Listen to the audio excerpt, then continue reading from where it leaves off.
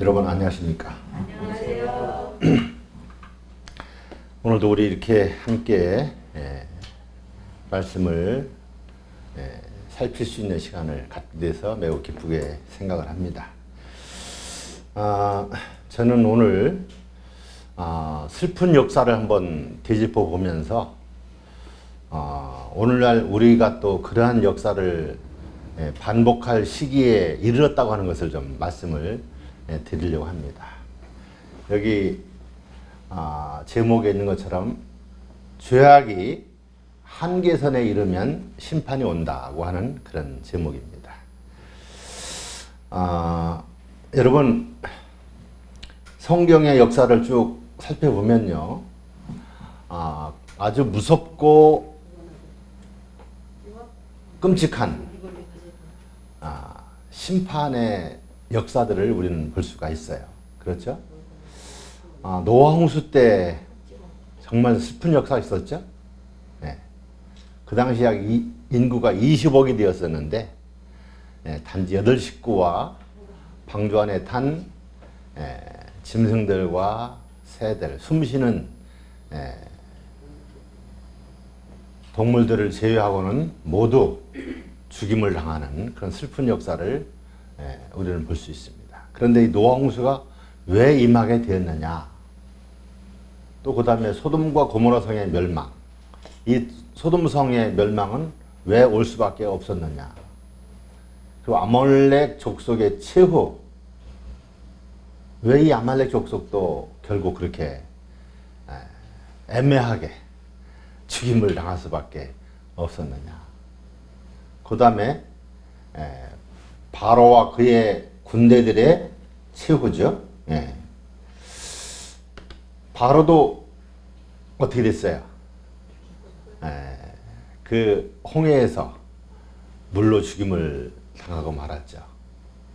그리고 예수님이 하늘로 승천하시고 약 40년 만에 예루살렘 성, 이 예루살렘은요, 위에 있는 그 네 부류의 멸망과 다른 종류의 사람들이에요.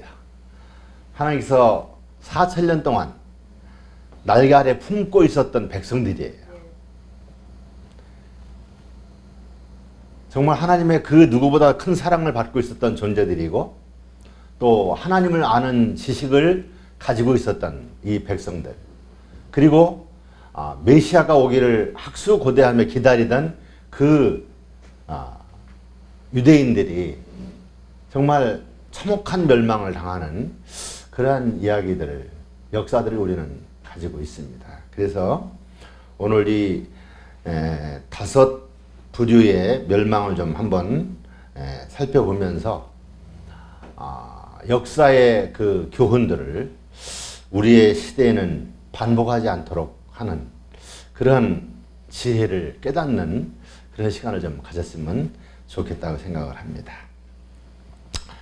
이 창세기 6장에 보면은 우리가 잘 아는 말씀이지만, 여호와께서 사람의 죄악이 세상에 관영함과 그 마음의 생각의 모든 계획이 항상 악할 뿐임을 보셨다. 그래서 하나님께서는 땅 위에 사람 지으셨음을 한탄하사 마음에 근심하셨다. 거룩한 존재로 창조를 받은 이 세상에 죄가 들어오고, 죄악의 역사는 사실 유년기에 있었지만 죄악은 너무나 빨리 성숙하였어요.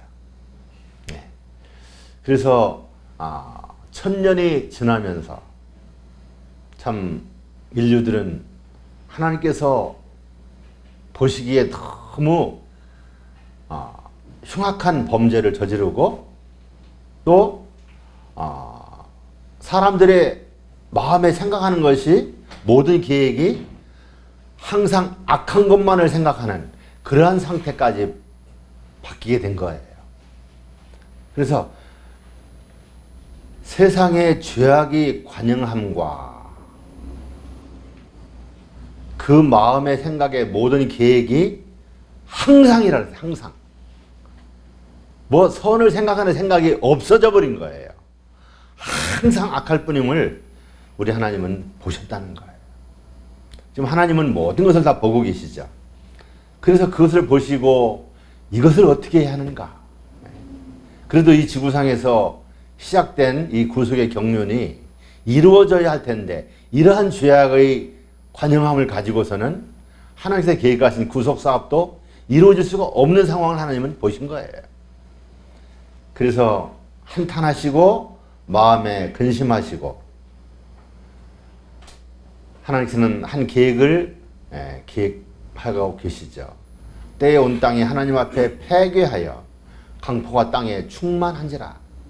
하나님의 노아에게 이르시되 모든 혈육 있는 자의 강포가 땅에 가득함으로 그 끝날이 내 앞에 이르렀으니 내가 그들을 땅과 함께 멸하리라.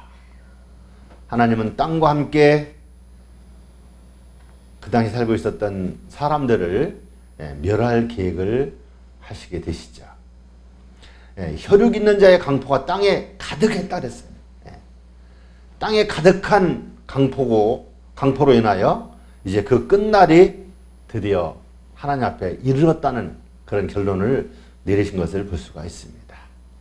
이 말씀을 우리가 보면은 죄악이 가득하고 충만하고 사람들의 생각이 항상 악할 뿐임을 보시면 어떻게 된다는 거예요? 끝나는 거예요. 하나님께서 끝내실 수밖에 없는 거예요. 더 오래 놔둬봤자 그들의 생애에 죄의 역사만 더할 뿐이라는 거예요. 여러분, 죄의 역사만 많아지면 어떻게 되겠어요? 잠깐은 즐기고 이렇게 할지 모르지만 그 쌓는 죄로 인하여 죄의 징벌을 받아야 되잖아요. 죄는 반드시 징벌이 있어요. 우리 의인들이 이제 과거에는 죄인이었지만 죄를 예수를 믿음으로 말미암아 또 죄를 회개하고 자복하고 죄에서 돌아섬으로 말미암아 예수님의 은혜로 이제 예수님의 공로가 우리의 공로가 되어서 의롭게 되잖아요. 그런데도 우리가 의롭게 된다고 해서 죄가 그냥 없어지는 게 아니에요. 그 죄를 예수님이 대신 당하신 거예요. 그렇기 때문에 죄가 없어지는 거예요. 그리고 사탄도 또 그것을 대신 또 당해야 돼요. 그러니까 이 둘째 사망은 참으로 참혹한 사망이거든요. 지금 우리가 죽는 거 이것은 안락사예다. 지금 사람들이 죽는 건 생명만 끊어지는 것이지 안락사예요. 암으로 인하여 통증이 오고 고통당하는 거 이거 다 안락사예요. 둘째 사망에 비하면 다 안락사예요.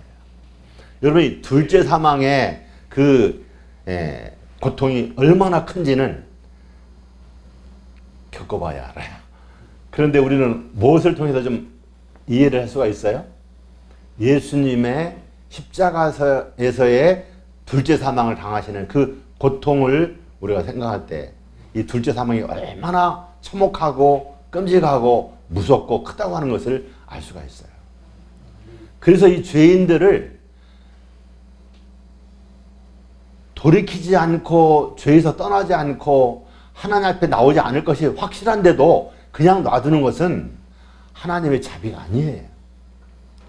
그들은 이미 멸망받을 사람으로 결정되면 빨리 끝내는 것이 자비예요.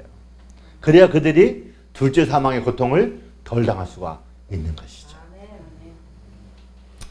그래서 아까 우리가 살펴본 대로 여러 역사 또 개인적이고 국가적이고 여러 역사들이 많이 있지만 성경에 기록된 대표적인 그 역사 한 5가지만 제가 말씀을 드렸는데 그런 역사들이 그들이 항상 그 죄의 잔을 채우고 관영해지고 그들의 생각이 항상 악할 뿐이고 죄에서 돌이키지 않을 것이 확실할 때에는 심판이 임한다는 거예요.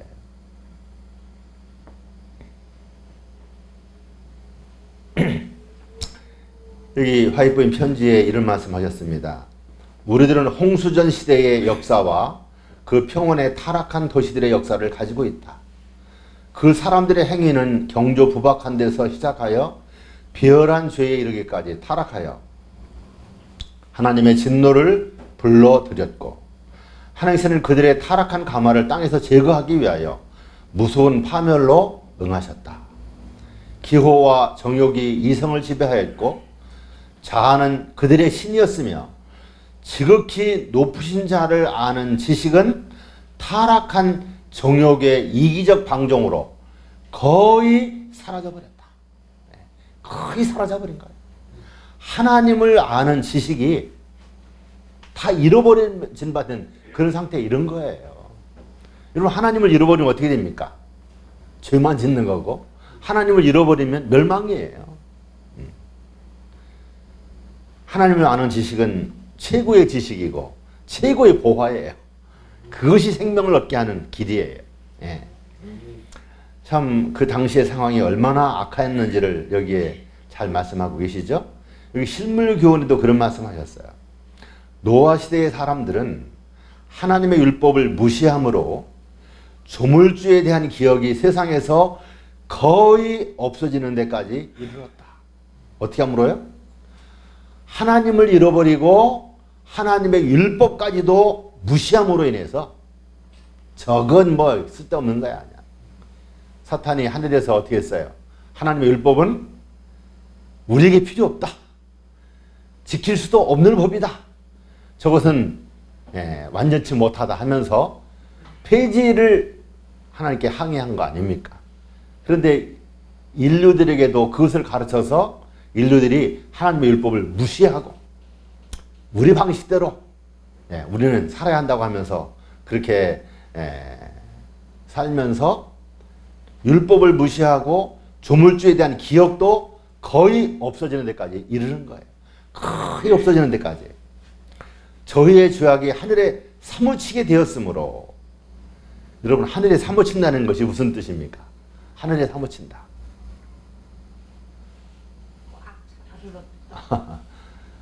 성경에도 사무친다는 말이 나오죠. 계시록 18장 5절에 나온 것 같아요. 그 죄는 하늘에 사무쳤으며 하나님을 그 불의한 일을 기억하신지라. 그렇게 하늘에 사무치면 어떻게 되는 거예요? 하나님은 끝내실 수밖에 없는 거예요.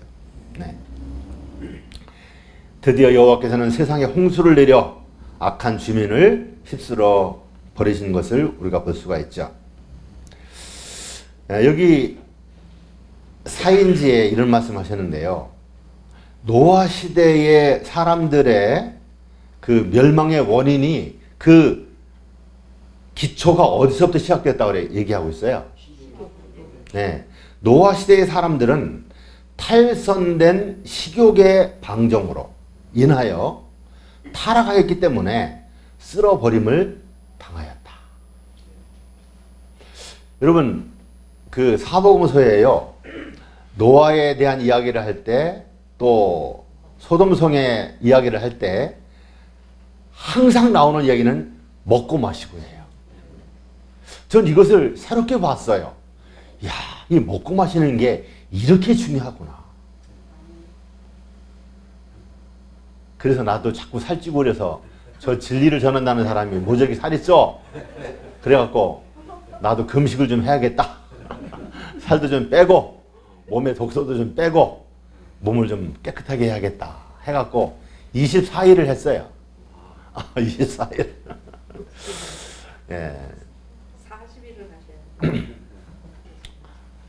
그리고 앞으로는 어떻게 해야 되겠어요? 이 깨끗한 상태를 또 깨끗하게 계속 유지를 잘해야 되겠죠. 네. 여러분, 식욕의 방종 주의하시기 바랍니다. 정말 우리가 깊이 연구해야 할 제목이에요. 여러분, 사탄은요, 사람들을 유혹하는데 제일 먼저가 뭐냐면은 먹는 거예요. 네. 자, 세 가지 사람들에게 유혹의 방법이 있죠, 사탄의. 육신의 정욕이에요. 먹는 거. 안목의 정욕. 이생의 자랑. 네. 여러분, 꼭 먹는 것만은 아니죠. 먹는 거, 시집 가는 거, 장가가는 거. 조심해야 되죠. 이게 육신의 정욕들인데, 이 식욕의 방종으로 인하여 성적 타락도 빨라지는 것이고, 또 품성도 악하게 되고, 판단력도 흐려지고, 하나님도 무시하고, 율법도 경히 여기고, 그들은 오직 육신의 쾌락만을 위해서 살아가는 그런 비열한 짐승으로 바뀌는 거예요. 그 기초가 뭐예요? 먹고 마시는 거예요. 식욕의 방종이에요. 여러분, 우리 오랜만에 만났는데 뭐 저녁 함께 하지? 점심 함께 하지? 우리 언제 저녁 식사 같이 해?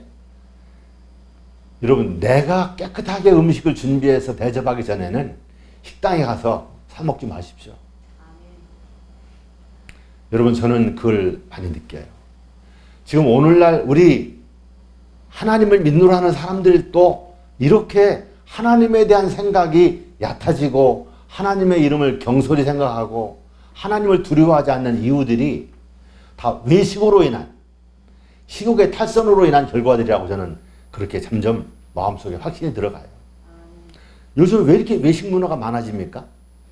오늘 또 이 집회 마치고 또 뭐 저녁 먹으러 가자 그러시는데 이것도 저는 역시 좀 자제해야 된다는 생각이 듭니다.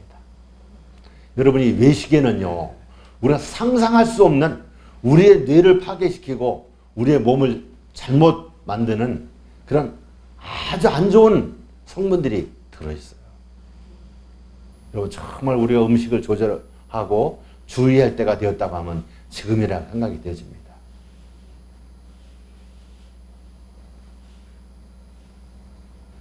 여러분, 7장의 고도지요?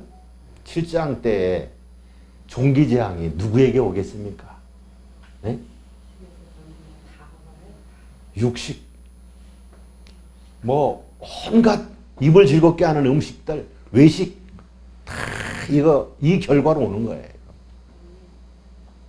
정말 우리가 몸을 깨끗하게 보존해야 하고 우리의 생각을 아주 예민하고 정말 분별력 있는 영적인 상태로 영성을 지키고 유지하기 위해선 우리가 음식물, 잠자는 거, 모든 노동하는 거, 생활하는 거 다 정말 세밀하게 주의를 하지 않으면 안 된다는 거예요.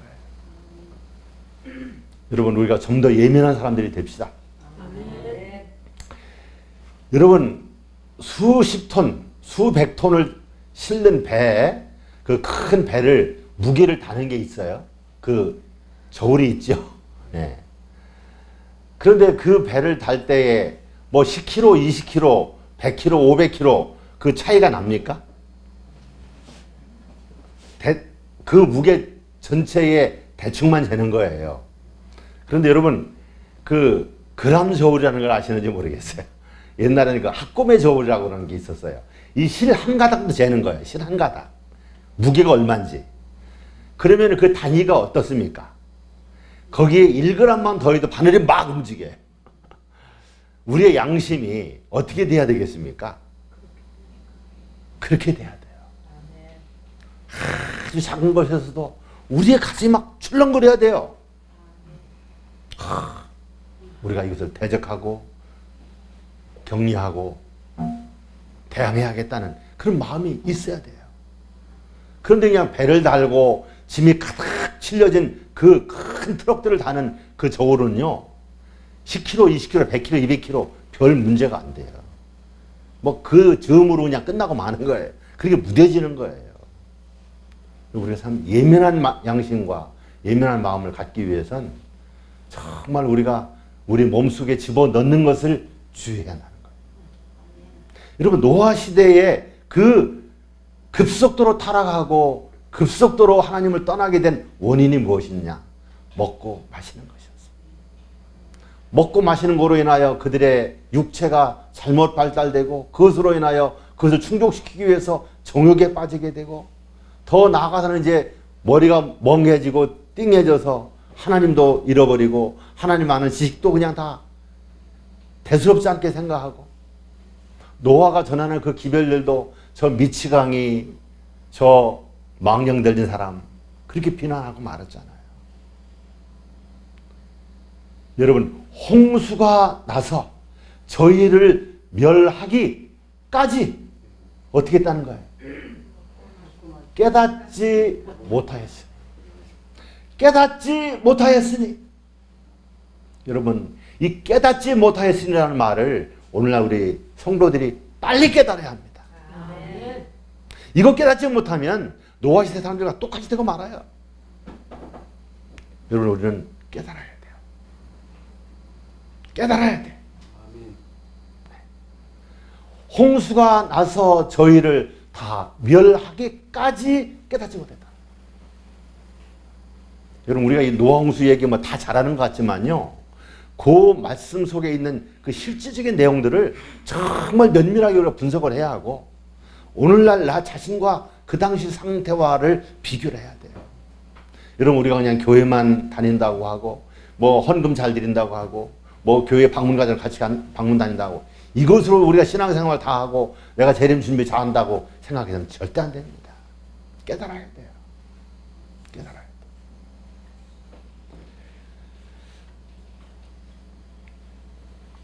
가장 높은 봉우리에서는 사람들이 가없는 태양을 바라보았다. 하나님의 종의 엄숙한 경고는 더 이상 조소와 희롱의 대상이 아니었다. 저 운명 지어진 죄인들은 저희가 등한히 여겼던 그 기회를 얼마나 사모하였을까. 저들은 한 시간의 유예를, 또 한 번의 초청을 얼마나 애원하였을까. 복수의 물결은 마지막 피난처를 휩쓸었고, 그래서 하나님을 멸시하던 자들은 깊은 곳에 빠져 멸망하였다. 또 하나의 폭풍우가 오고 있다. 세상은 다시 황폐케 하시는 하나님의 진노에 휩쓸릴 것이요, 죄와 죄인들은 멸망될 것이다. 노아 시대의 역사가 다시 반복된다는 거예요.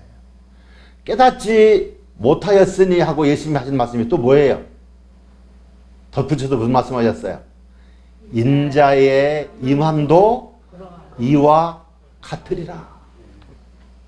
이와 같으리라.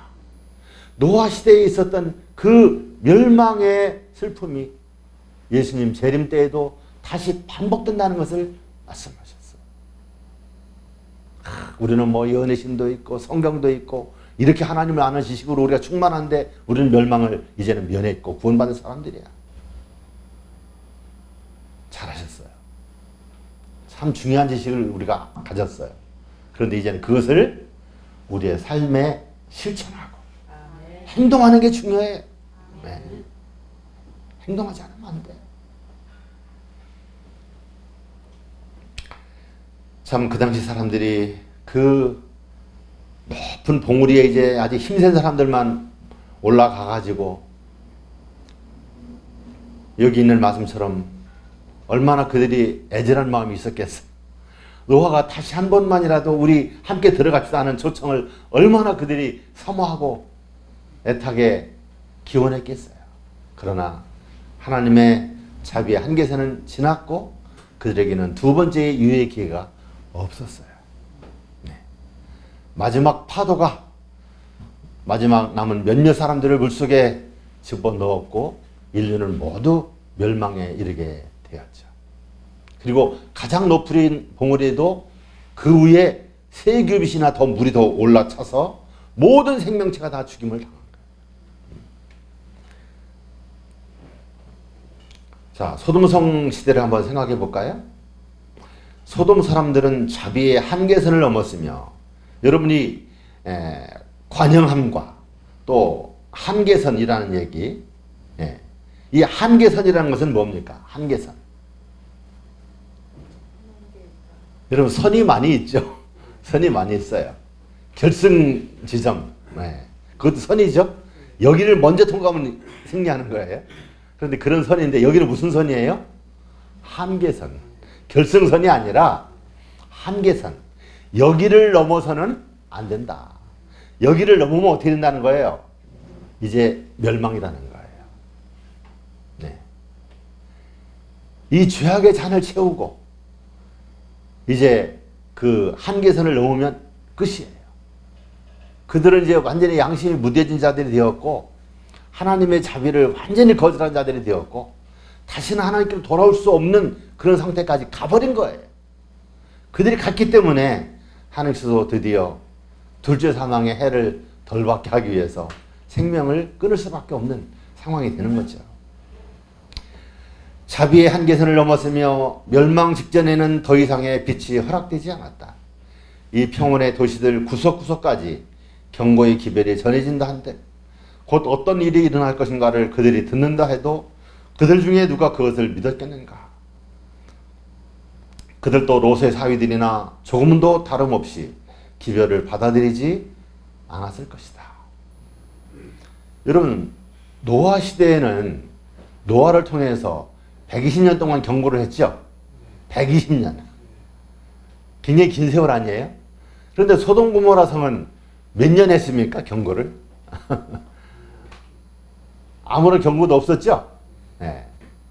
그 낯선 그 나그네가 들어와가지고, 네. 롯의 집에 가서 그날 밤에 있었던 일들을 우리가 아시죠? 아까도 네, 우리 정 목사님 잠깐 말씀을 하셨잖아요. 네. 내놔라 이거예요. 아, 형제들아, 그렇게 하지 말라.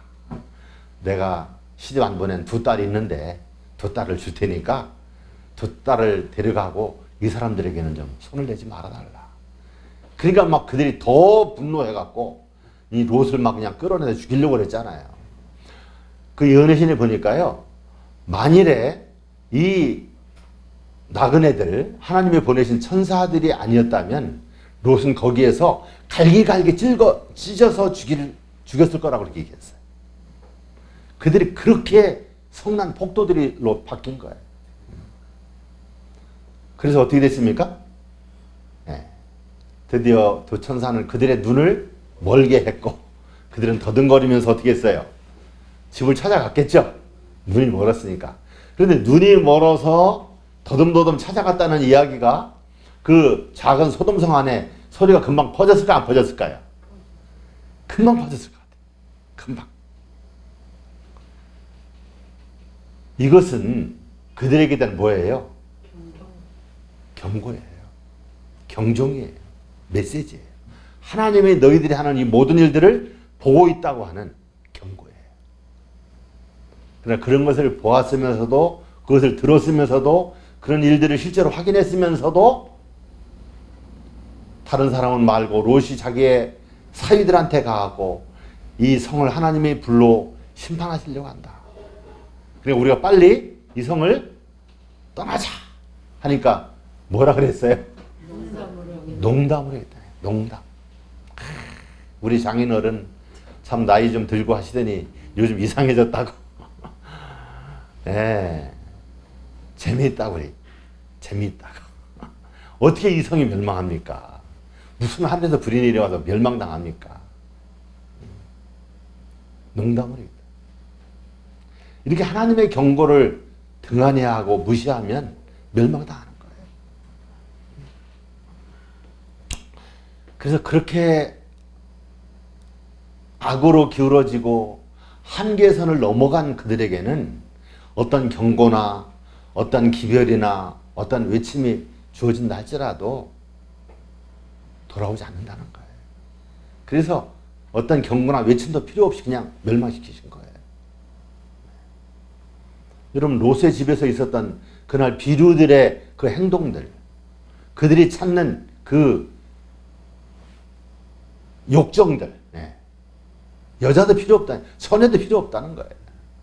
그 남자 내놔라 이거예요. 네. 얼마나 그 죄의 정도가 비루했으면 이러한 일들을 범했을까. 두 천사는 그날 거기에 온 것은 이 소돔성의 죄가 어느 정도인가 하는 것을 확인하러 온 거예요. 그 확인이 그렇게 나타난 거예요. 그래서 그 성은 이제 불로 멸망당할 수밖에 없다는 확정을 얻었고, 날이 새면서 노아의 가족들을 가려고 해, 안 가려고 그래? 노아 가족들도. 지금까지 불이 내려와갖고서 성이 멸망하고 뭐 하는 게 없었어요. 그러니까 한 번도 그런 일을 경험하지 않았기 때문에 이거 우리가 이 사람들한테 홀린 거 아닌가 하는 생각도 했겠죠. 그리고 우리가 평생 모은 저 재산들, 우리의 가구들, 우리의 살림살이들, 우리의 모든 것들 버리고 싶지 않았던 거죠. 여기 안락하고 좋은데, 풍요한데, 살기 좋은데 거기를 다 버려두고 떠난다고 하는 것이 이들에게 굉장한 시험이었을 거예요. 그러니까 하나님은 또 그들도 그냥 불로 멸망시킬 수가 없으니까 강제로 끌어서 소돔성을 떠나게 했다고 했잖아요. 끌고 나온 거예요. 끌고 나온 거예요. 그래도 그 롯의 부인은 어떻게 됐어요? 예. 하나님의 명령을 거절하고 뒤돌아보면서 소금기둥이 되고 오랫동안 소돔성에 머물면서 배웠던 그 악한 짓들을 두 딸들은 아버지에게 행해서 하나님의 백성들의 아주 오랜 세월 동안 참 괴롭힘을 주고 어려움을 주고 하는 모압과 암몬족 속에 조상들이 되지 않습니까? 죄는 이렇게 무섭습니다. 자, 보세요. 각 시대를 통하여 하나님의 율법을 범한 결과는 언제나 동일하였다. 모든 의로운 행위의 원칙이 파괴되고 죄악이 몹시 깊고 넓게 퍼져서 하나님께서 더 이상 참으실 수 없게 되었던 노아 시대에 나의 창조한 사람을 내가 지면에서 쓸어버리리라는 명령이 내려졌다. 아브라함 시대의 소돔 백성들은 하나님과 그분의 율법을 공공연히 멸시하였고 홍수전 세상의 특징을 이루었던 동일한 행악, 동일한 부패, 동일한 방종이 뒤따랐다. 소돔 거민들이 관용의 한계선을 넘어섰으므로 하나님의 복수의 불길이 그들을 태웠다. 여기도 무슨 말씀이 있어요? 소돔 거민들이 관용의 한계선을 넘어섰으므로 봐줄 수 있는, 참을 수 있는 그 한계선을 넘은 거예요. 드디어 하나님의 복수의 불길이 그들을 다 태워버렸다. 이렇게.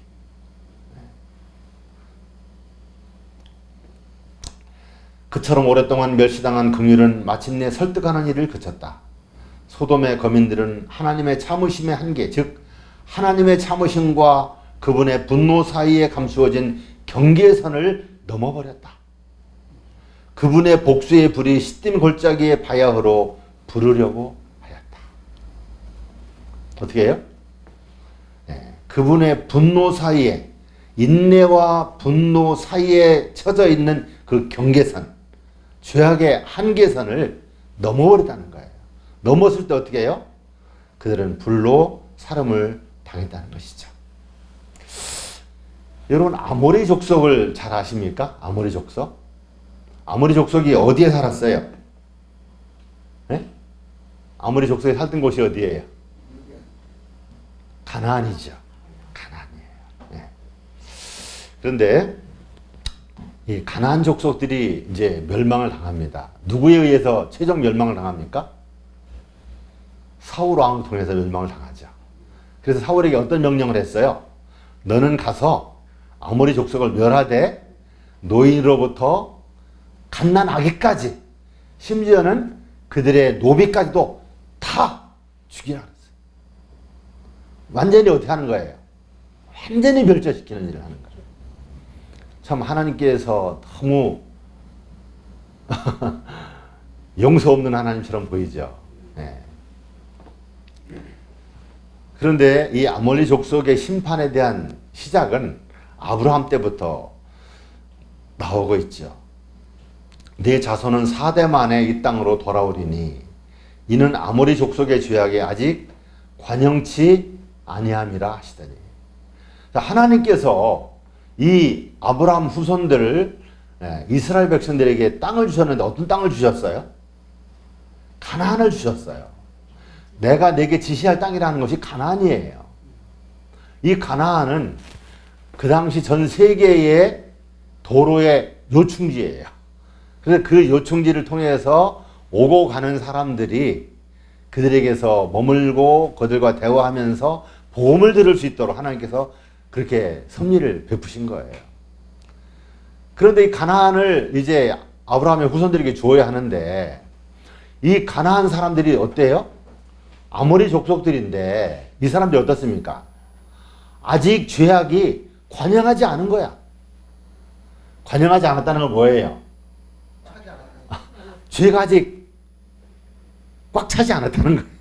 그런데 꽉 차지 않은 백성들을 하나님께서 또 그냥 다 가나안 땅을 아브라함의 후손들에게 준다고 하면서 그냥 다 제거를 해버린다고 하면 어떻게 될까요? 하나님의 공의에 흠이 생기는 거예요. 하나님은 그렇게 할 수가 없는 거예요. 그래서 다른 예언의 신에 보면요, 그 다음에도 나와 있는지 모르겠는데, 예, 나오네요. 여기를 한번 더 읽어보겠어요. 아브라함 시대의 주께서는 아모리 사람의 죄악이 아직 관영치 아니함이라고 선언하셨다. 그분께서는 그때에 그들이 멸망당하는 것을 허락지 않으셨다. 이 가운데에는 하나님의 오래 참으심이 나타나 있다. 아모리 사람들은 하나님의 율법을 대적하는 사람들이었다. 그들이 비록 그분을 참되시고 살아계신 분으로 믿지는 않았지만 그들 중에는 착한 사람이 몇 사람이 있었고 이들을 위하여 하나님은 오래 참으셨다. 이미 죄악에 관영된 사람도 있어요. 그렇지만 아직도 착한 사람이 몇 사람이 있었다는 거예요. 몇몇 소수의 사람들이 있었기 때문에 이들을 죽일 수가 없는 거예요. 그래서 어떻게 보면요, 지금 이 세상이 자기들 세상인 양 막 세상을 즐기는 사람들도 이미 죄악의 한계선을 넘은 사람들도 있는데 아직 선한 몇몇 사람들 때문에 그들이 더 세상을 살고 있는 것도 이 말씀 속에서 우리가 볼 수가 있는 거예요. 이 죄라고 하는 것이 각자의 죄를 채우는 것도 있고, 예, 나라가 채우는 일도 있고 하잖아요. 네. 그리고 어떻습니까? 이미 죄를 많이 범하고 한계선을 넘은 사람들도 어떻게 해요? 몇몇 선한 사람들 때문에 생명이 유지되고 세상을 더 살고 있는 그런 상황도 되는 거예요. 사실 지금 이 세계적으로도 참 몇몇 선한 사람들 때문에 그들을 하나님께서 건져내시기 위하여 그들의 최종 선택을 기다리시기 위하여 기다리시고 계신 것이지 이미 이러한 멸망을 당할 수밖에 없는 그런 상태에 빠진 사람들도 있다는 사실이죠. 우리는 이 세상의 모든 심판과 세상 사람들의 모든 역사들을 우리가 이 말씀을 통해서 보아야 하는 거예요. 그래서 이 몇몇 선한 사람들 때문에 하나님은 4대 만에 너희가 다시 이곳으로 돌아오리라. 그래서 그때에는 이 아모리 족속들을 다 이제 멸하고 너희가 이 나라를 차지하고 나라를 이루게 될 것이라는 것을 말씀하신 거죠. 그래서 이 아모리 사람들 때문에 이 가나안을 멸하지 못하고 요셉을 통해서 이제 애굽에 가서 400년을 지나면서 어떻게 해요? 민족을 이루게 되죠. 민족을. 네. 민족을 이루고 또 선지자를 준비하게 하고 해서 이제 애굽에서 나와 가지고 가나안에까지 가면서 나라 조직을 하는 거예요. 율법도 주고 법이 있어야지 나라가 되지 않습니까? 야, 나라가 되려면 뭐가 있어야 돼? 첫째, 땅이 있어야 되겠죠.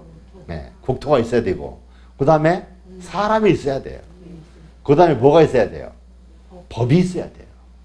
그래서 우리 모세 오경에 보면은 이 이스라엘 백성들이 출애굽해갖고 가나안에 가면서 하나님의 십계명을 받았죠. 또 유대 민법을 받았잖아요. 법을 다 준비한 거예요. 그래서 가나안을 그들에게 주시고 그 400년이 지나는 사이에 아직 관영하지 못했던 이 죄악이 가득 차게 되어서 그들은 멸망당할 수밖에 없기 때문에 그들을 멸하게 하시고 남아있던 존재들까지도 사울을 통해서 완전히 어린아이까지 없애버린 거예요. 여러분, 어린아이는 뭐가 죄가 있다고? 그러나 470년을 한 세대로 잡고 7세대를 지나면서 70씩 7번을 지나면서 그들을 쫙 살펴보았을 때 그들은 노아 시대에 있었던 것처럼 그들의 생각이 항상 뭐예요? 악할 뿐이에요. 그들은 이제 하나님을 계속 대항하고 범하고 잊어버리고 하나님을 대적하는 자들로 바뀐 거예요. 율법은 아예 그들에게 아무런 영향력을 주지도 못하는 그런 법이 되고 만 거예요. 그래서 사울을 통해서 다 멸하라고 하신 거죠. 이런 어린아이들을 놔둬봤자 또 그러한 죄악의 열매가 맺히기 때문에 아예 어린아이 때 그냥 생명을 끊게 함으로 인해서 둘째 사망을 당하지 않게 합니다. 둘째 사망은 당하지만 고통을 안 당하게 하시는 거죠. 이게 무한한 하나님의 자비라는 거예요. 그래서 이 아몰렉 족속의 멸망도 우리는 거기에서 아주 하나님의 그 깊은 뜻을 배울 수가 있는 건데요. 여기 아모리 사람들은 가나안 땅의 사람들이었고 주님은 가나안 땅을 이스라엘 사람들에게 약속하셨다. 그러나 하나님의 백성들이 그 땅을 점령할 때까지는 매우 오랜 시간이 지나야만 하였다. 하나님은 왜 오랜 시간이 지나야 하는지를 말씀하셨다. 그 이유는 아모리 족속의 죄악이 아직 관영치 아니함이라는 것이었다. 그리고 그들이 그들의 죄악의 잔을 다 채우고 나서야 비로소 그들을 추방해버리고 도말해버리는 일들이 정당화될 수 있었기 때문이었다. 그들의 행실은 죄와 우상숭배로 특별한 특징을 이루었지만 그 죄의 크기는 그들을 완전히 멸절시켜버릴 만큼 그렇게 큰 것은 아니었다. 하나님은 사랑과 긍휼로 그들에게 좀 더 분명하게 빛을 비추셨다. 하나님은 그들에게 하나님의 크신 능력이 이루시는 일들을 볼 수 있는 기회를 주셔서 그들의 악한 행동을 변명하지 못하게 하셨다. 하나님은 나라들을 이같이 취급하신다. 개인들에 대하여도 오래 참으신다. 하지만 같이 한번 읽어볼까요? 생명을 시작. 생명을 얻기 위하여 그분께 오지 않을 것이 분명해질 때에는 심판이 임한다. 이때 멸망당한다. 여러분, 사람들이 이러한 지경에 이르기 전에 어떻게 해야 돼요? 하나님께로 돌아와야 돼요. 그때가 되기 전에 회개해야 돼요. 그때까지는 그들에게 구원의 기회가 있는 거예요. 그러나 이것을 끝내 고집할 때는 그들에게는 하나님께서도 건질 수가 없는 상황이기 때문에 멸망에 이를 수밖에 없다는 것이죠. 자, 애굽의 군대와 바로 왕의 홍해 바다의 죽음. 네. 여러분들이 쉽게 영화를 보면은 아주 참 감동 있게 많이 보셨죠? 홍해 바다를 이스라엘 백성들이 건너죠? 이제 이스라엘 백성과 애굽 군대를 이렇게 가로지르고 사이를 이제 벽을 치고 있었던 뭡니까? 불기둥이죠. 불기둥이 이제 이스라엘 백성들이 홍해 바다를 육지까지 다 건너니까 불기둥이 없어지지 않습니까? 그러니까 어떻게 해요? 돌격! 한 사람도 놓치지 말고 다 잡으라고 막 그냥. 그래서 군인들이 막 그냥 말 타고 건너가잖아요. 그러고서 이제 거의 다 이제 다 전부 홍해 바다에 들어갔을 때 그들이 일찍 들어간 사람들은, 앞에 들어간 사람들은 건너갈 수도 있었지만 어떻게 해요? 들어가는 대로 어떻게 해요? 막 그냥 바퀴가 막 진구렁에 빠지고 막 질어가지고 전진을 못하고 다 물속에 그냥 그 바다 속에 들어간 거야. 그런데 어떻게 해요? 모세가 지팡이를 물을 가르치니까 물이 그냥 합수가 돼버리잖아요. 그래서 그들이 어떻게 돼요? 다 물로 죽임을 당하잖아요. 그런데 그때 바로는 어떻게 돼 있어요? 영화 보면은, 네? 영화 보면은 말을 타고 있던 이 바로가 그 자기 군대들이 다 죽는 걸 보고서 그냥 쓴 입맛을 다시면서 말을 돌려서 나라로 돌아가는 모습이 나오죠. 그것은 예언의 신을 모르기 때문에 그렇게 영화를 꾸민 거예요. 그런데 영화에는 바로가 살아남는 것처럼 보였지만 이 말씀 속에 보면요, 바로도 그날 함께 죽었어요. 함께 죽었어요. 그럼 한번 봅시다. 바로의 전 군대, 바로의 모든 말들과 병거들, 그리고 마병들이 바다 한가운데 바닥에 있었을 때 주께서 모세에게 너의 지팡이를 바다 위로 내밀라고 하셨다. 이스라엘 백성들은 마른 땅 위로 통과하고 있었지만 그들을 추격하는 애굽 사람들의 부르짖는 소리를 들었다. 모세가 그의 지팡이를 바다 위로 내밀었을 때 큰 벽같이 물러서 있던 물들은 다시 그 자리를 채우고 본래대로 되었다.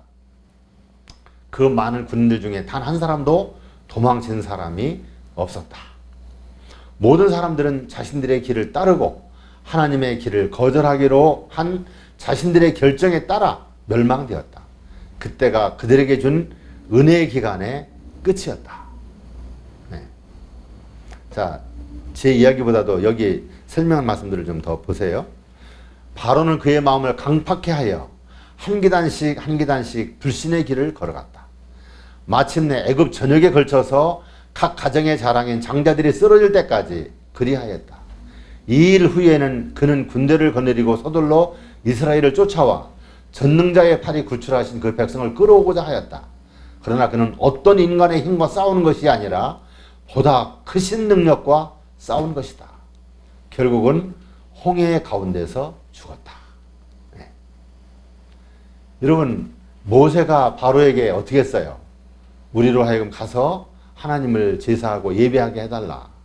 우리를 보내달라고 그랬잖아요. 그런데 번번이 요청할 때마다 안 보내는 거예요. 그래서 재앙이 내리기 시작했죠. 몇 가지가 내렸어요? 10가지가 내렸는데 10가지 재앙이 내리도록 이 애굽이 다 망하는 거예요. 드디어 나중에는 어떻게 됐어요? 바로의 아들까지 죽은 거예요. 만일에 바로가 장자였다고 하면 바로도 죽었겠죠. 네. 한 집에 막 몇 사람씩 막 죽은 거예요. 뭐 할아버지 되고 장자하면 죽어야 하고, 아들도 장자하면 죽어야 하고, 손자도 장자하면 죽어야 하고. 네. 뭐 그때는 다 그냥 결혼들을 일찍 하니까 한 80세만 살아도 4대까지 보는 거예요, 거의. 막 그 온 애굽이 막 그냥 어떻게 해요? 울음바다가 된 거죠. 그래 드디어 이제 놔줬는데 그걸로 그냥 끝나고 말았어야죠. 그런데 생각해 보니까 어때요? 자기들이 그냥 노예처럼 돈도 안 주고 부리던 이 민족이 나가버리니까 아까운 거야. 그러니까 이번에 자기들이 가서 잡아오는 건 쉽게 잡아올 수 있겠지 하는 생각으로 또 쫓아간 거예요. 그런데 쫓아왔을 때 하나님께서 불기둥으로 막았잖아요. 이제 도망갈 수가 없는 상황인데 불기둥에 막아갖고 이제 홍해 바다를 가르시면서 이 이스라엘 백성들이 홍해를 건넜잖아요. 그래도 불기둥을 열어주니까 또 쫓아갔잖아요. 네. 여러분, 이러한 지경이 될 때까지 그들의 그 고집, 하나님을 대적하는 그 정신이 조금도 바뀌지 않은 거예요. 그들의 뭐를 채웠어요? 죄악의 잔을 채운 거예요. 그래서 그들은 모든 군대와 함께 말들과 함께 바로 왕 자신도 그 홍해 바다에서 죽임을 당하고 만 거예요. 여러분, 얼마나 끈질긴 하나님을 향한 대적입니까? 네. 그래서 끝내는 그들이 죽은 거예요. 참 쫓아만 가지 않았어도 괜찮았을 텐데 쫓아가서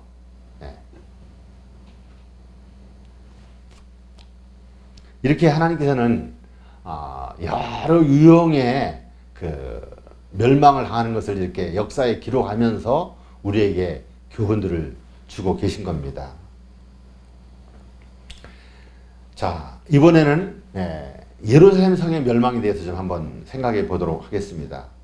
비록 이스라엘 백성들이 하나님의 사자를 비웃고 말씀을 멸시하며 그 선지자를 욕하였을지라도 하나님께서는 오히려 저들에게 당신을 자비롭고 은혜롭고 노하기를 더디하고 인자와 진실이 많은 하나님으로 나타내셨다. 거듭되는 배반에도 불구하고 그분의 자비는 그들이 회개하기를 탄원하셨다. 하나님께서는 아비가 자식을 불쌍히 여기는 것보다 더 큰 사랑으로 그 백성과 그 거하시는 곳을 아끼사 부지런히 그 사자들을 그 백성에게 보내셨다. 마침내 모든 권고와 경계와 견책이 허지로 돌아가자 하나님께서는 하늘에 가장 귀한 선물을 보내어 주셨는데 그분께서는 그 하나의 선물을 통하여 하늘의 모든 것을 다 주셨다. 이 백성들에게, 그 택한 백성들에게 주고 하다가 이제 뭐까지 줬어요? 독생자까지 주신 거예요. 독생자까지. 네. 자, 다 주셨는데 그 독생자를 어떻게 했다 그랬어요? 예루살렘의 운명이 그리스도 자신의 입으로 선고된 후 거의 40년 동안 하나님께서는 그 성과 그 백성에 대한 형벌을 미루어 오셨다. 그것은 복음을 거절하고 거룩하신 아들을 죽인 자들에 대한 실로 놀라운 하나님의 오래 참으심이었다. 예루살렘에 대한 하나님의 오래 참으심은 다만 유대인의 완고한 고집을 더욱 굳세게 해줄 따름이었다. 저들은 예수님의 제자들을 미워하고 학대함으로 마침내 마지막으로 주어진 자비까지도 거절하였다. 여러분, 예수님이 십자가 죽으심을 당하시고 하늘로 승천하신 후 몇 년 있다가 멸망당했습니까? 몇 년? 40년이에요. 40년. 그런데 예수님은 그 예루살렘의 멸망을 미리 말씀하셨어요. 마지막에 징조를 말씀하실 때마다 말씀하셨어요. 멸망에 가증한 것이 거룩한 곳에 서는 것을 보거든. 또 뭐라고 말씀하셨어요? 누가복음에는 예루살렘이 군대들에게 에워싸이는 것을 보거든 너희들은 어떻게 하라고 했어요? 도망가라 그랬어요. 네, 도망가라. 그래서 예수님의 말씀을 귀담아 듣고 유념하고 그 때를 살피던 자들은 어느 날짜가 없잖아요. 몇 년도에 온다는 게 없었잖아요. 예루살렘이 로마 군대에 에워싸이는 걸 본 거예요. 그리고 이제 유대인들이 거의 항복하려고 하는 찰나인데 어떻게 해요? 이 군대들이 그냥 철수한 거예요. 네. 황제가 빨리 돌아오라고. 그래서 황제의 말이니까 막 그냥 포위를 풀고 이제 철군하게 되었는데 막 유대인 군인들이 막 그냥 쫓아나와서 쫓아간 거예요. 쫓아가면서 막 뒤에서 그냥 철군하는 로마 군인들을 막 찔러 죽이고 막 전리품을 빼앗고 하면서 그들을 철수하는 것을 아주 더 힘들게 한 거예요. 너희들 두고 보잖아. 아주 이를 악을 물면서 황제의 명령이기 때문에 그냥 철수를 했지요. 그런데 그 사이에 어떻게 했어요? 그리스도인들은 이때가 바로 예수님께서 명령하신 빨리 성을 빠져나가라고 하는 때로구나 하는 것을 깨닫고 어떻게 했어요? 다 도망갔어요. 벨라성으로 도망갔죠. 그래서 연애신에 보면요. 예수님의 말씀에 유의하고 그 말씀에 귀를 기울이고 그 말씀을 순종한 자들은 한 사람도 예루살렘에서 멸망당하지 않았다고 말씀합니다. 여러분, 지금도 우리가 하나님의 말씀에 귀를 기울이고 그 말씀에 집중하고 그 말씀을 순종하는 자들은 멸망당하지 않을 것입니다. 여러분, 우리가 빨리 이 시대를 보고 깨달아야 하고 이 시대에 맞는 행동들을 취해야 하는 거예요. 네. 여러분, 제가 아까도 말씀드렸지만 이 예루살렘 성의 멸망은요, 6월절에 하나님을 절기를 지키기 위해서 하나님을 예배하기 위해서 모인 사람들이 죽임을 당한 거예요. 여러분, 이거 우리 잘 생각해야 합니다.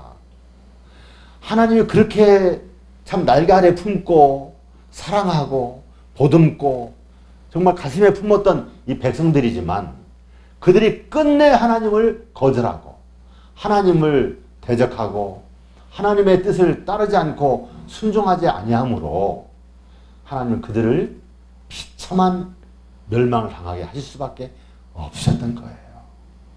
하나님 우리를 끝까지 사랑하신다고 하시잖아요. 그 끝까지 사랑은 뭡니까? 우리가 하나님을 사랑하고 하나님을 마음에 모시고 하나님을 순종할 때 우리를 끝까지 사랑하시는 거예요. 우리가 불순종하고 내 생각대로 살고 내 방법대로 그냥 그렇게 살면서 하나님을 믿으러 말만 하면은 하나님은 절대 그들을 끝까지 사랑할 수가 없어요. 하나님은 죄를 품고 있을 수가 없잖아요. 네. 여러분, 하나님께서는 모세를 통해서 정말 1500년 전부터 어떻게 했어요? 말씀을 기록하고 교훈을 주셨잖아요. 네. 그래서 메시아를 기다리게 했어요. 그런데 그들이 말씀을 잘못 이해하고 이제 그들이 마땅히 기다려야 할 하나님의 아들이신 성육신 하시는 예수님을 기다린 게 아니라 재림하실 영광의 왕으로 메시아를 기다린 거 아닙니까? 그것이 그들에게 굳어져 가지고 어떻게 됐어요? 아주 생각이 굳어져 버렸어요. 고정관념이 돼버린 거예요. 거기서 바뀌어지질 않은 거예요. 그래서 예수님이 말씀에 의하여 이 땅에 오셔서 십자가에 돌아가셨지만 그런 가운데서도 그들의 생각이 바뀐 사람들이 별로 없어요. 많지 않았어요. 그리고 그 6월절에 40년이 지난 6월절에 거기에 모인 사람들이 몇 명 모였을까요? 예? 100만 명이? 여러분, 죽임을 당한 사람들은요, 요세푸스의 기록에 의하면 약 한 120만 명이 죽었다고 그렇게 얘기하고 있어요. 창과 칼에 찔림을 당하고 막 굶어 죽고 막 하면서 죽은 사람들이. 그런데 화익부에는 대쟁투 학원에요. 그 6월절에 모인 사람들이 수백만 명이었다 그랬어요. 수백만 명. 어마어마한 사람들이 모였죠. 네. 그래서 그들은 자기 태에서 난 자들을 삶아먹는 그런 비참함을 경험했고, 그들이 그렇게 참 자랑으로 여기던 예루살렘 성도, 돌 하나 도리에 손 놓이지 못하고 다 무너뜨리고 성전은 불타고 백성들은 다 죽임을 당하는 그런 너무 끔찍한 일들을 당할 수밖에 없었죠. 그런데 그 예루살렘 성의 그 비참한 멸망이 어떻다고요? 장차 올 지구상 세상 마지막 때의 멸망에 비하면 작은 뭐예요? 실개천에 지나지 않는다. 실개천. 그러니까 우리가 이제 직면하고 있는 이 지상의 멸망은 우리가 상상할 수가 없는 겁니다. 여러분, 수백만 명이 그 성에 왔었다고 하고 뭐 100만 명 이상이 죽었다고 했는데, 여러분 이제 재림 때에는 이상에 몇 명의 사람들이 죽겠습니까? 네? 네? 지금 인구가요, 작년 11월 달에 80억이 넘었어요. 80억이 넘었어요. 여러분, 80억의 인구가 죽는 거예요. 여러분, 80억의 사람들이 죽는 거 한번 생각해 보셨습니까? 80억이 더 되죠. 지난날에 그렇죠. 뭐 하여간, 예. 요번에 그 터키에서 지진이 나갖고 시리아까지 해갖고 뭐 한 300km에 달하는 그 지점에 뭐 성들과 도시들이 다 파괴되어 갖고 지금 뭐 수십만 명이 아직 그 쓰러진 건물 잔해 속에 갇혀 있다고 그러는데, 뭐 몇 명이 죽은 것으로 최종 판정이 될지는 모르겠지만 동일본의 그 대지진보다도 더 큰 지진일 것이라고 그렇게 예측들을 하고 있는데요. 여러분, 몇십만 명만 죽어도 그냥 전 세계가 떠들썩하고 화들짝하잖아요. 이게 참 있을 수 없는 일이에요, 정말. 예. 제가 그 터키도 다녀오고 뭐 그 레바논 뭐 요르단 같은 데도 가보고 했는데, 그들은 집을요 튼튼하게 안 짓더라고요. 날씨가 대체적으로 따뜻하니까 집들을 그냥 보온도 잘 안 하고 대충 져요. 그런데다가 그냥 7.9, 7.5 지진이 막 연달아 그냥 일어나 버리니까 뭐 속수무책으로 다 넘어진 거예요. 여러분 그 동영상들 보셨죠? 카톡으로. 그 큰 건물들이 그냥 주저앉는 모습들 말이죠. 아주 튼튼하고 견고하게 지어진 것처럼 보이는 아주 높은 건물들이 무너지지는 않는데 아주 그냥 벽들이 그냥 다 떨어져 내리더라고요. 네. 참 슬픈 역사인데요. 여러분 이제 그런 것은 우리에게 하나의 예조로 보여주는 사건 같고요. 정말 예수님의 재림 때에는 사람의 세상에 있어온 이래로 이같이 큰 지진이 없었더라 그랬어요. 그 엄청난 지진으로 인해서 이 지구상의 모든 건물들은 다 무너질 것 같아요. 네. 또 엄청난 사람들이 거기에 깔려 죽을 것 같고요. 우박에 죽을 것 같고요. 네. 참 세상의 미래는 너무나 암담합니다. 여러분 예루살렘의 멸망은 그 잔혹하고 비참한 멸망은 지구상 마지막의 멸망에 비하면 작은 실개천에 지나지 않는다. 여러분 우리는 이러한 일들을 이미 경고받았어요. 정말 우리는 하나님 앞에 회개해야 합니다. 정말로 나 자신의 지금까지 이렇게 살아온 과거들을 진정으로 회개하고 새 삶을 살기 위한 하나님 앞에 의의 예복을 입고 설 수 있도록 준비되기 위한 정말 몸부림치는 그러한 기도와 또 변화를 위한 우리의 하나님의 도우심을 힘입어 우리가 힘쓰고 노력하지 않으면 우리는 참으로 그날에 설 수 없는 자들이 될 수도 있다는 사실이에요. 여러분, 사탄은 그 어느 때보다도 더 무섭게 우리를 유혹해 오고 있습니다. 여러분, 한국에도 강신술이 아주 노골적으로 이제 접근해 온 거 아시죠? 예. 여러분, 하나님의 진리의 말씀으로 뿌리를 견고히 내리고 무장하지 않은 사람들은 다 사탄에게 경배할 거라고 얘기했어요. 여러분, 우리가 이렇게 평화롭게 말씀을 연구하고 살필 수 있는 시간도 결코 많이 남아있지 않습니다. 여러분, 재림은 참으로 가깝습니다. 예. 정말 모든 이들의 운명이 바야흐로 결정되려는 때에 우리는 살고 있어요. 정말 엄숙한 때입니다.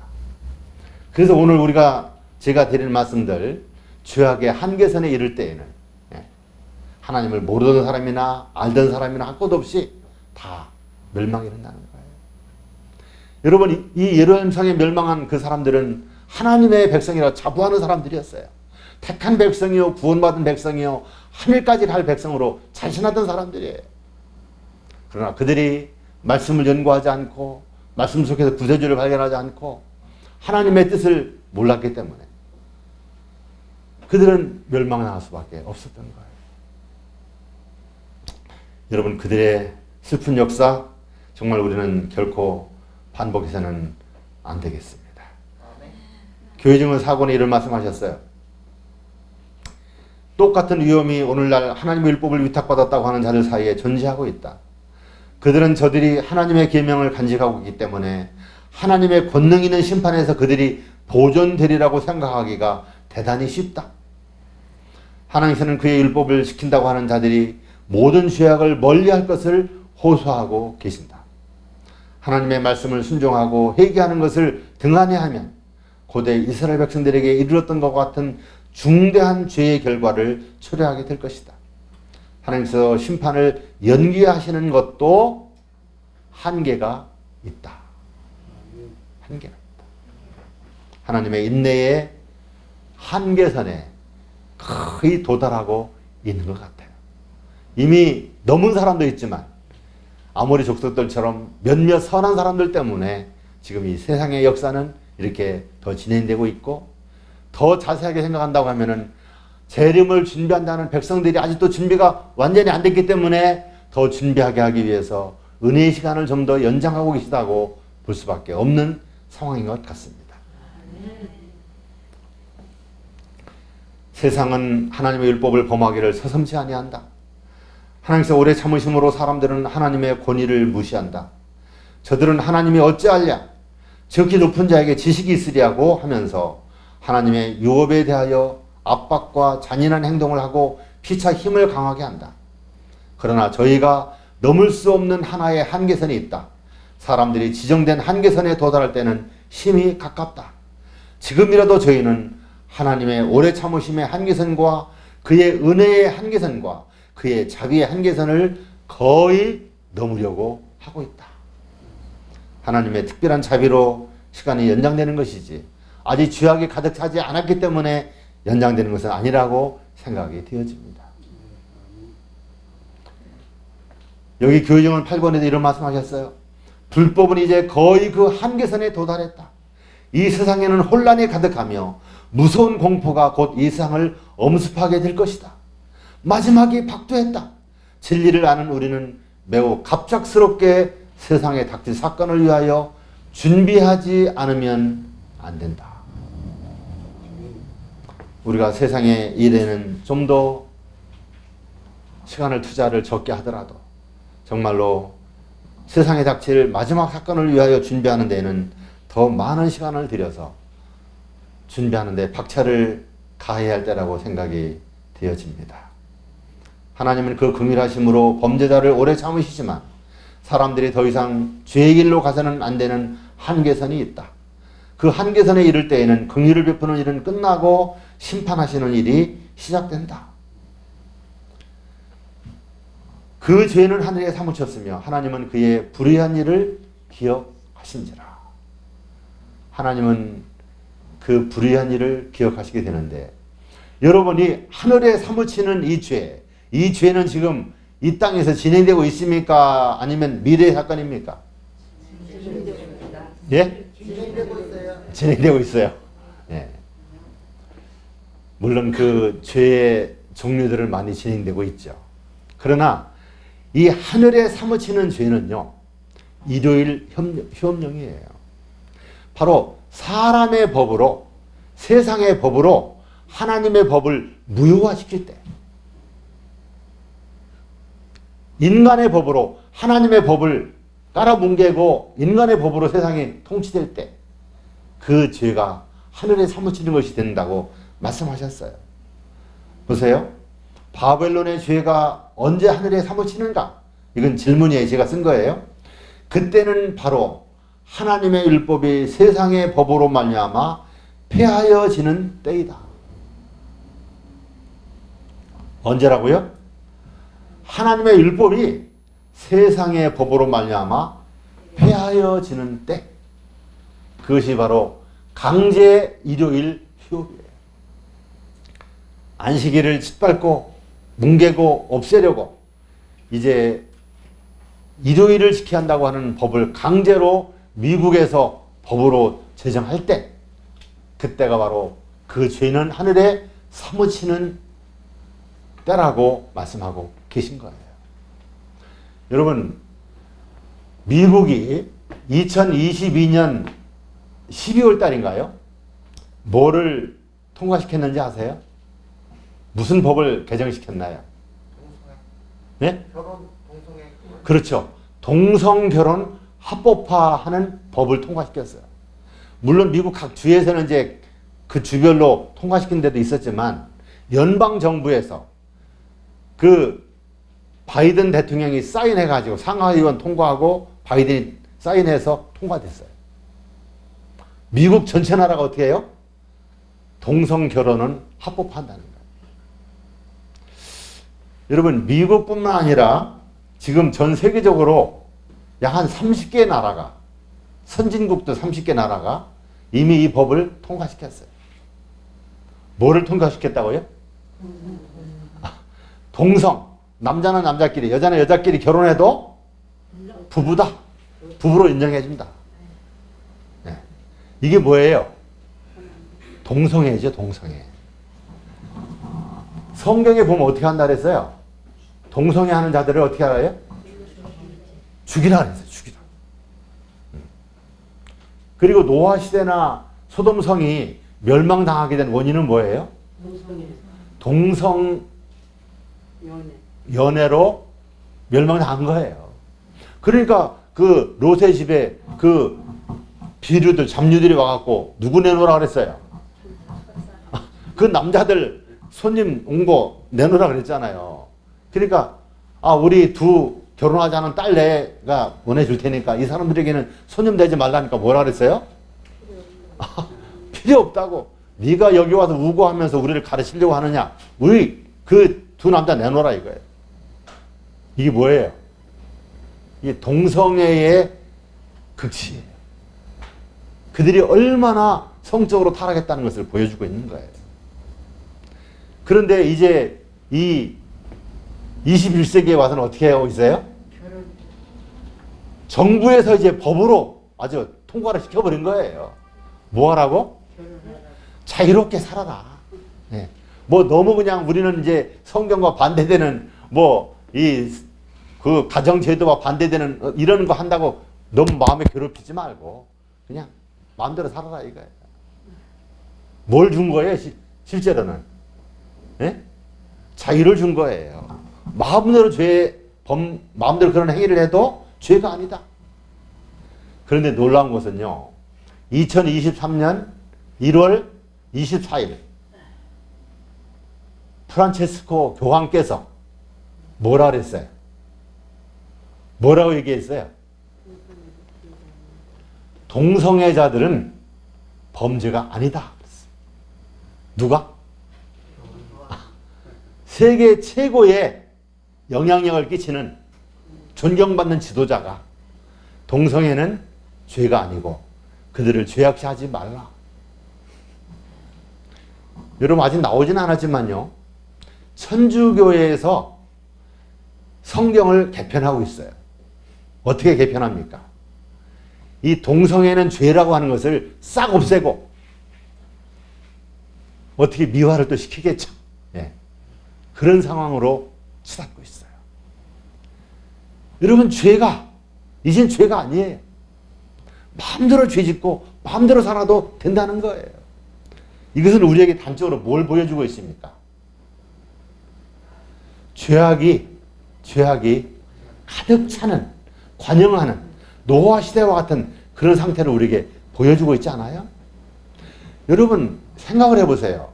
일요일에는 쉬지 말고 일하라고 하는 게 쉽겠습니까? 동성 간 결혼해도 부부로 인정해 준다는 게 쉽겠습니까? 사실은 일요일에 일하지 말라고 하는 것이 더 쉬워요. 왜냐하면 벌써 세상은 다 일요일 날로 바뀌어 버렸기 때문에. 이것은 아주 공휴일이잖아요. 쉬는 날이잖아요. 노는 날이잖아요. 즐기는 날이잖아요. 가족이 함께 보내는 날로 이렇게 아주 자리를 잡았잖아요. 그래서 일요일 협령 이렇게 법 통과시키는 것은 그거 뭐 벌써 언제부터 하던 일인데 이제 법으로 통과시켜? 그러고 말 거예요. 그런데 동성 간 결혼으로 인정해 준다고 하는 이 합법화하는 법을 통과시키는 것은 반대가 있어야 되었어요. 물론 소수의 반대는 있었겠지만 그들의 소리는 귀에 들리지도 않았겠죠. 그래서 그냥 그 법이 뭐 어떤 장애도 없이 반대도 없이 그냥 통과되어 버렸는데, 여러분, 이것이 통과돼서 이렇게 마음대로 그냥 죄악으로 그렇게 세상이 혼탁해질 때 일요일 협령 내리는 건 어떻게 했어요? 이것은 더 쉽고 사람들에게 아무런 거부 반응을 안 일으키는 거예요. 동성결혼 합법화하는데 뭐 벌써 수백 년 전부터 일요일을 이렇게 쉬고 있는데 뭐 이제 새삼스럽게 일요일 협령 내리냐, 그러고 마는 거예요. 여러분, 일요일 협령은요 아주 쉽게 옵니다. 쉽게 옵니다. 지금 이 터키 시리아의 이 지진도 이제 일요일 협령을 내리게 된 하나의 작은 동기로 이렇게 일컬어지는 것이 되겠고, 환경 문제, 뭐 경제 문제, 정치 문제, 뭐 전쟁, 이런 모든 문제들이 다 이제 일요일 협령을 내릴 수밖에 없는 상황으로 세상을 바꾸고 있는 거예요. 여러분, 그 죄는 하늘에 사무쳤으면 하는 이 역사보다도 더 큰 사건들이 세상 법으로 통과되는 가운데 있어요. 주일 중 첫째 날을 범하면 형벌로 다스린다는 법령을 제정할 때에 그들의 잔은 가득 차게 될 것이다. 여러분, 언제가 끝이라고요? 언제가? 바로 주일 중 첫째 날을 범하면 형벌로 다스린다고 하는 법령이 제정될 때 그들의 잔은 가득 차게 된다고요. 여러분, 우리가 그 어느 때보다도 하나님의 율법을 높이 할 때가 있다는 지금입니다. 안식일을 정말 힘있게 세상에 증거하고 창조주를 전해야 할 때가 있다면 바로 지금입니다. 세상에 파수꾼으로 세움을 받은 이 하나님의 남은 교회는 너무 조용한 것 같아요. 하나님께서 이 시대의 죄악을 심판하지 않으시면 하나님은 소돔 고모라 사람들에게 사과하셔야 할 것이다 라고 누가 얘기했습니까? 빌리그레암 목사님의 사모님께서 말씀하셨다 그래요. 빌리그레암 목사님이 언제뿐이십니까? 벌써 수십 년 전이잖아요. 수십 년 전에 벌써 세상의 죄악은 그렇게 찼었다는 거예요.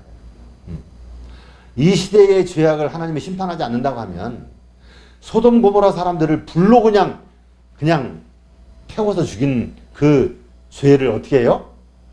소돔 사람들에게 사과를 해야 할 것이라는 것이죠. 그만큼 벌써 몇십 년 전에도 이 죄악이 그렇게 찼었다는 거예요. 이제는 너무 만연하니까 동성결혼 합법화라는 법을 만들어버리는 이런 시대인데 지금의 죄악은 어떻게 했습니까? 여러분, 우리가 지금 참 믿음으로 살고 뭐 시골에 살고 참 하나님의 말씀을 따라 산다고 하면서 우리가 세상을 모르기 때문에 그렇죠. 이 세상에 지금 얼마나 죄악으로 가득 차 있는지를 우리가 몰라요. 여러분 압니까? 입에 담을 수도 없는 얘기들이지만 참 상상할 수 없는 죄악들이 세상에 지금 뒤덮고 있는 거예요. 예. 요즘 어린 세대들, 젊은 세대들이 어떻습니까? 부모들도 몰라요. 무섭습니다. 여러분, 이러한 죄악이 이렇게 관영하는 것을 보면은 무엇이 올 거라는 것을 생각하라고요? 네. 아직도 비록 세상의 죄악은 그렇지만 심판은 멀었다고 하는 생각 갖지 마시기 바랍니다. 이제 바로 왔어요. 바로 우리 눈앞에 왔습니다.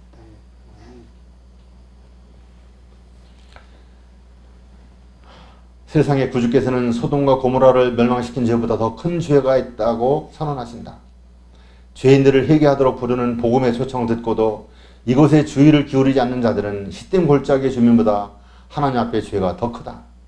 또한 더 큰 죄는 하나님을 알고 그 계명을 지키노라 공언하면서도 저들의 품성과 일상생애에서 그리스도를 부인하는 자들의 죄다. 구세주의 경고에 비춰보면 소돔의 운명은 공공연하게 죄를 범하는 자들뿐 아니라 하늘이 보내신 빛과 특권을 무시하는 모든 자들에게 대한 엄숙한 훈계이다. 여러분, 우리는 동성애하는 자들을 죄인들이라고만 바라볼 것이 아니고요. 그들보다 더 큰 죄가 누가 짓는 죄라고요?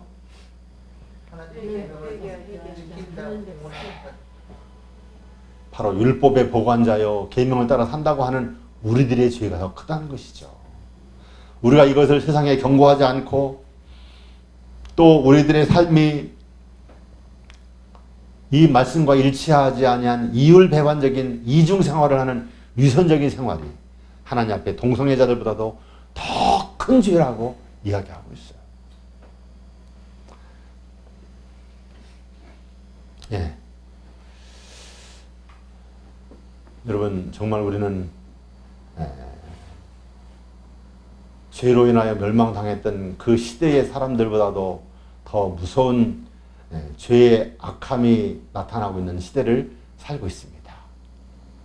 이제는 하나님의 심판이 이르러 올 수밖에 없는 그러한 시대를 우리는 바로 지나가고 있습니다. 저는 그래서 오늘 말씀을 예수께서 재림하실 수밖에 없는 이유라고 하는 제목으로 말씀을 드리려고 했어요. 그래서 여기에 제목을 뭐라 그랬어요? 죄악이 한계산에 이르면 심판이 온다. 이제 예수님이 재림하실 수밖에 없다고 하는 것을 말씀을 드립니다. 여러분, 이런 성경에 기록된 슬픈 죄악의 참혹한 마지막 역사를 우리가 교훈 삼아서 정말 우리는 이러한 너무나 많은 경고들을 받은 자들로서 여호와 앞에 정결이라는 그런 자들로 준비되고 노아처럼 충실하게 세상을 경고하는 자들이 되고 또 우리는 에녹처럼 죽음을 맛보지 않고 하늘로 올려갈 수 있는 그런 사람들로 하나님 앞에 준비되는 삶을 사시게 되기를 간절히 바라면서 오늘 말씀을 마치겠습니다. 네. 아버지 하나님, 일찍 멸망을 당할 수밖에 없는 우리들이었지만 하나님의 무한한 자비로 이렇게 우리에게 은혜 위에 은혜를 더하심을 인해서 감사를 드립니다. 그러나 이제 더 이상 하나님의 인내에도 한계가 있다는 말씀처럼 그 한계의 지점을 통과하는 위험한 시대를 우리는 살고 있음을 봅니다. 아버지여, 참으로 이러한 말씀들을 듣고 성경의 그 역사들을 우리가 살피면서 우리의 마음에 깊은 각성이 있게 하여 주시고 깨달음을 얻게 하여 주시고 이 시대에 하나님의 자녀로서 우리의 삶을 하나님이 원하시는 바대로 살아가는 그러한 하나님의 택한 백성, 구원받는 백성으로서의 삶을 살아갈 수 있도록 저희들을 인도하여 주시옵소서.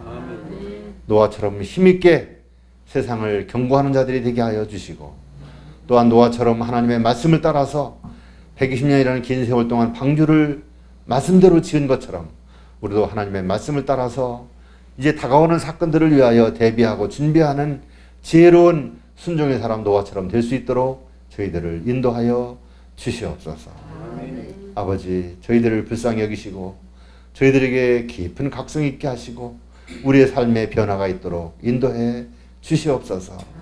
머리만 아는 자들이 아니라 이제는 우리의 삶을 온전히 주님께 드려서 참으로 하늘의 뜻을 받들고 하늘의 일을 이루는 일로 우리의 삶을 드리는 자들이 될 수 있도록 저희들을 축복으로 인도하여 주시옵소서. 참으로 슬픈 멸망의 역사가 이 시대에 하나님의 남은 성도들에게는 결코 임하지 않게 하시고 우리 인류들에게 임하지 않도록 아버지 자비를 베풀어 주시옵소서. 우리의 구주 되시는 예수님의 이름으로 간절히 기도드리옵나이다. 아멘.